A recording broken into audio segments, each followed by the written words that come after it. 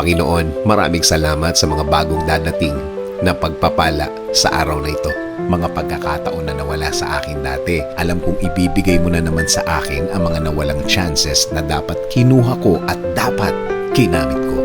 Alam ko, Lord, na Ikaw ang God of second chances.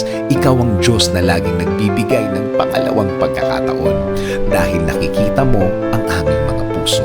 Alam namin na alam mong nagsasabi kami ng totoo. Alam namin na kaya mong i-check ang aming mga puso na kung ano ang laman nito.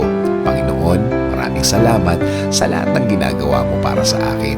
Maraming salamat sa lahat ng biyaya na bigay mo sa akin. Maraming salamat dahil alam kong tutulungan mo na naman ako.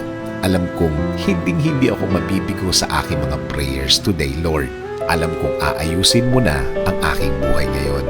Alam kong darating na ang mga solusyon sa aking mga problema ngayon. At alam kong kapag sa'yo nanggaling ang solusyon, hindi na ito manganganak pa o madaragdagan pa ng mga problema ulit. In Jesus' name I pray. Amen.